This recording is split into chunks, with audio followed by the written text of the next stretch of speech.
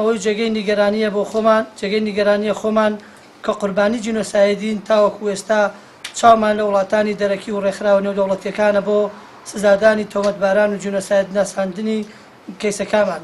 ئەویش بەهۆی نەبوونی ئەو بۆشایە ئەویش بەهۆی بوونی ئەو بۆشایە کەم و کوڕی یاسایی لە یاساکانی هەرێمی کوردستاندا هەبووە، یاسایەکی تایبەتمان نەبووە تایبەتمەندی بدات بە دادگایی هەرێمی کوردستان بۆ دادگاییکردنی تاوانبارانی جینۆساید. بەڵام لە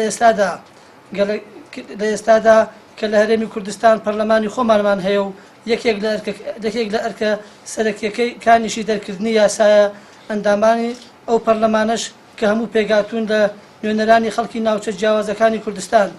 بۆیە لە ئێستادا بەتەواوی بواری ئەوە هەیە ئەندامانی پەرلەمانی کوردستان بە ڕۆڵی بەرپرسانی خۆیان هەستن و بۆ دەرکردنی یاسایەکی تایبەت بە دادگاییکردنی تاوانبارانی جینۆساید و قەرەبووکردنەوەی بەرکەوتوان و زیان لێکەوتوانی ئەو تاوانە و دەوڵەتیە. ئەگەر ئێمە احترامی خۆمان نەگرین و خۆمان نەپارێزین بە قانون کەس دیفاعمان لێ ناکە و کەسمان هێنا.